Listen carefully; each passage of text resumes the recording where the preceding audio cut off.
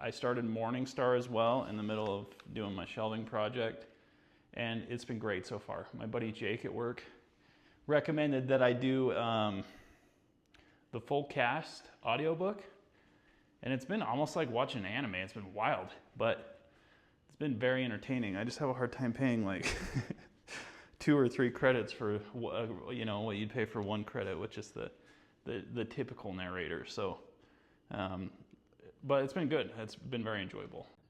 Okay, we just finished like chapter 7 of Morningstar, and man, what a great chapter. Severo has kind of given Darrow back power, and they've reconnected again. And so you can tell how much weight Severo's been carrying. They had the fight, and we learned that Quicksilver he's the guy that's been funding all the Sons of Ares, and now they have a major backer, at least we believe, on their side, which is very exciting. Morningstar has been great so far. I think I've enjoyed it even more than Golden Sun potentially, but been loving it. So good so far. Anyway, trying to get the yard put together before we head up to Bear Lake, and I'm hoping to read a lot, so excited about that. Hey guys, morning, just doing my check-in. I'm actually up in Bear Lake, so I'm just sitting in my truck for a minute. Morningstar, I am up to chapter 26, The Ice. There's my Diet Coke, little bookmark my daughter made me, The Ice. So I think they're going to Ragnar's home planet to try to get an army of obsidians, more or less. And he's reunited with Mustang, which is great. Mustang's a great character. I'm a big fan of hers. Anyway, they came across her with Quicksilver and Cassius, and she was trying to treaty for peace with the lords of the planets of Jupiter, I believe. Anyway, but they escape. There's a big confrontation with the Howlers. We learn that Quicksilver is one of the Sons of Ares. He's been like one of the founding members. His hand was forced more or less with Severo's dad, who was, I guess, the original Ares, or at least we understand him as Ares. But he is more or less tied in that he was what's his name? Filchner. Is that Filchner?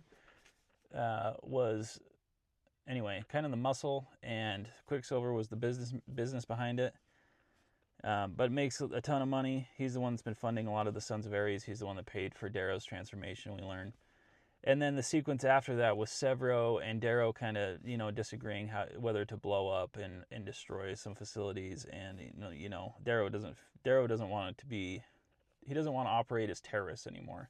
He needs, in his mind, based on the questions that his mom asked him, what's the long-term plan for these people that we're going to liberate? What are they going to do? Like, even if you liberate all these millions of miners on the planet and you don't have somewhere to send them, what are they going to do? They're going to keep mining because that's all they know how to do. Like, people need purpose. They need work. And so that's been interesting. But Darrow and Severo's confrontation and them kind of melding back into one another, that's been one of my favorite scenes of the entire book series so far. I really like both of those characters, and to see them kind of get back in line and be friends and fight and fight and have to get back into that. And then like Darrow, when they come back with the other Howlers and them asking who's in charge, Darrow's Howler 1 and Severo's Howler 2. But Severo's cool, man. He's the one that found and dug Darrow out and sent the rescue party at the beginning of the book. And Severo's he's the man. He's operating the best he knows how. You can tell he deeply cares about his people, to the point that he's going to do whatever he can to protect them, whether that's extreme violence, whether that's, he'd subjugate himself to torture or whatever he needs to do. But he's going to do everything he can to keep them safe and to be just an absolute thorn in his enemy's side. And I like and respect that a lot. So Severo's cool. Quicksilver's cool. You can tell he's an interesting person. The Telemanises are cool, Cavex, and Daxo. You can tell that Cavex is a good dude. He's taught, like, you can tell based on some of the conversation around, like, he's been Mustang's second father, it sounds like, more or less. And he would read them texts about just, I'm not sure, it doesn't go into a lot of detail, but not that golds rule at all, but the value of, like, the human soul, it sounds like, the value of each human. And not that he's trying to be a revolutionary, I think, but just that he just seems like a good guy, I guess. I don't know how else to say it. Ragnar is awesome too. He's become a larger character. He's got his own razor as well. He's using it consistently, it seems like, and just mopping people up with it, which is dope. And man, I've really enjoyed it. This has probably been Golden Sun was really good. There's the like chapter 12, that scene at the banquet that really sticks in my mind. The Howler initiation though too. It would be cool to see like a film adaptation of that, because it's just insanity, man. It's crazy. So that it would be wild to see the scorpions, the loud music, they're naked in the showers, and anyway, crazy. So that's where I'm at. That's just my update. I'm up in Bear Lake. I'm up to chapter 23, the ice in Morningstar, but I've really been enjoying it so far, and I'm excited to keep going. So, all right, we finished Morningstar. I went up to Bear Lake. I didn't do a great job checking in. It's been a couple weeks since then, so I'm starting to lose some of the finer details. But the book was really good. I very much enjoyed it. I think my last check-in was right before Ragnar died, fighting Aja. So I'm just gonna kind of run through the rest of the story, just very high level, and then just give my overall thoughts on the series as a whole. But anyway, we meet Sephi, Ragnar's sister. We also meet Ragnar's mom, who's she's a very powerful character, giant woman. They go and they defeat the Golds, and Sephi's perception on what the gods are is changed, and she comes back and kills her mom. They have Cassius with them. He was involved in the fight that they had with Aja. They decided to try to attack and kill Aja and Cassius at the same time, try to remove two threats. So that's where they pick up Cassius. Darrow then goes and negotiates with Romulus of the Rim Lords. He needs him on his side to fight Roke. Roke is out in space, and anyway, he kind of tricks Romulus into joining his side based on some information, some intel that they get on nuclear warheads and the size of them. And they still have some bad blood, obviously, because the Sovereign destroyed one of the other the moons of Jupiter.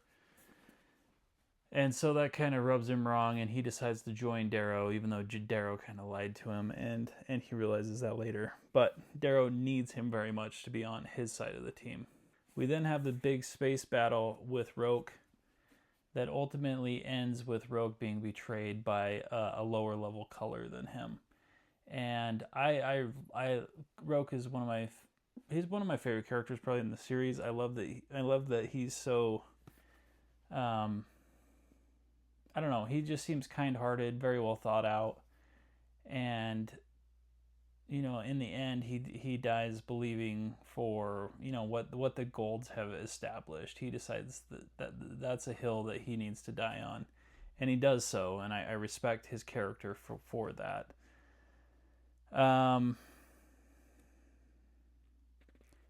Anyway, after that victory, I feel like it's kind of I guess not. The Jackal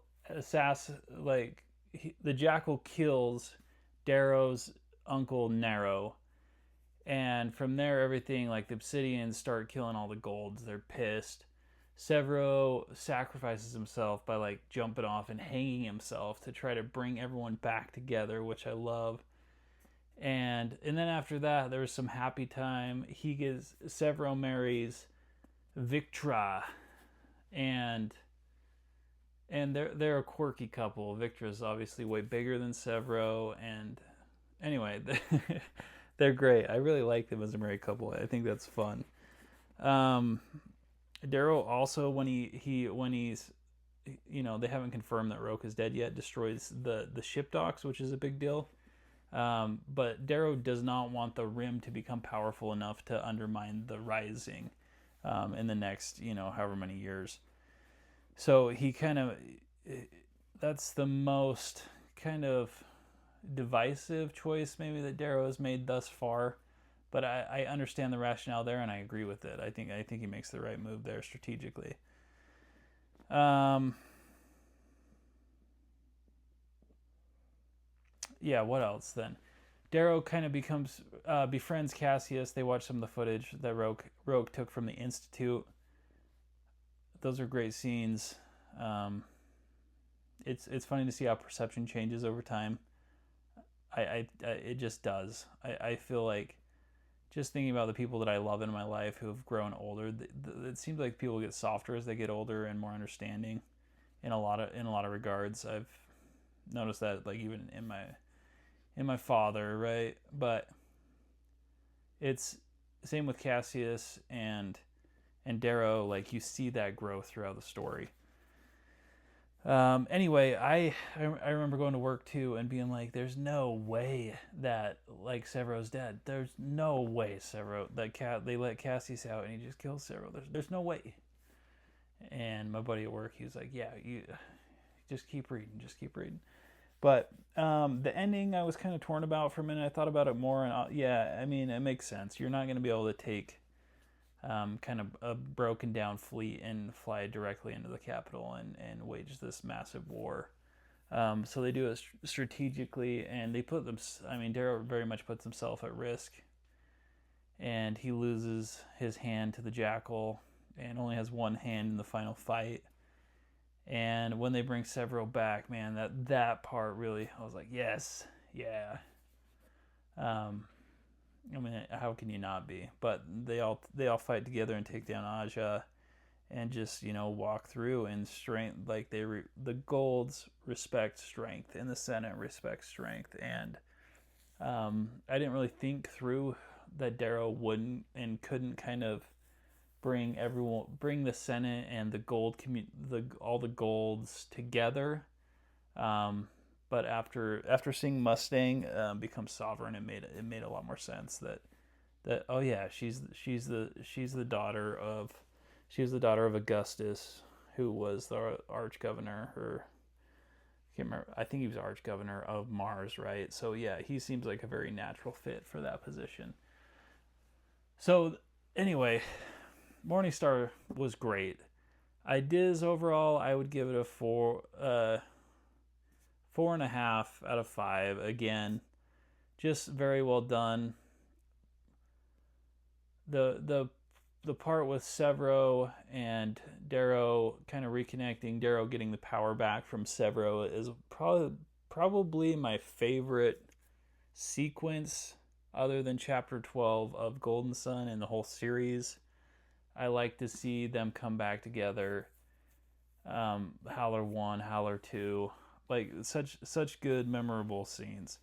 But I've given, I think, every one of them now.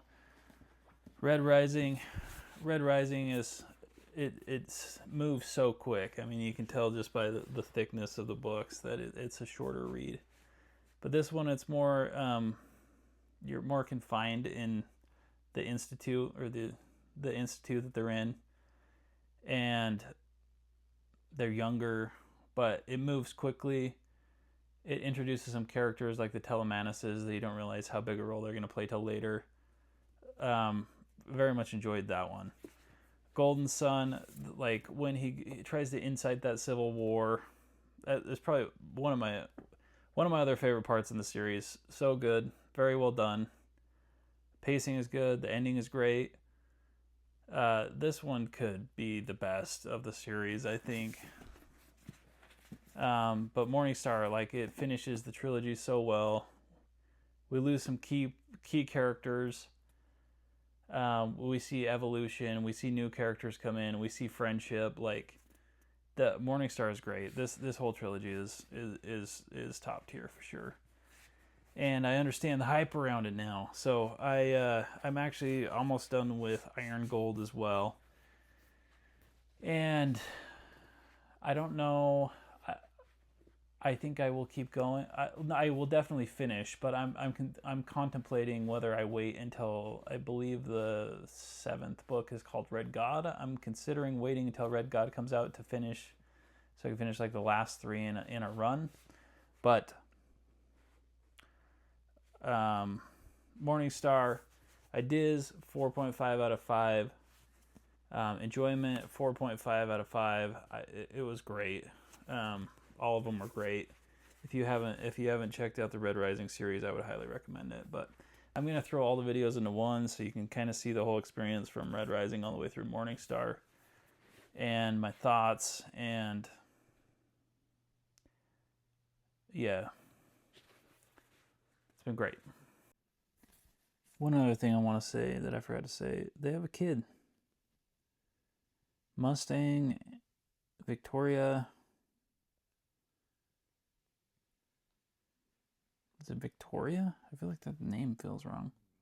Anyway, they have a kid, and they name him Pax, and Darrow doesn't find out until they're on Earth at the end of the book.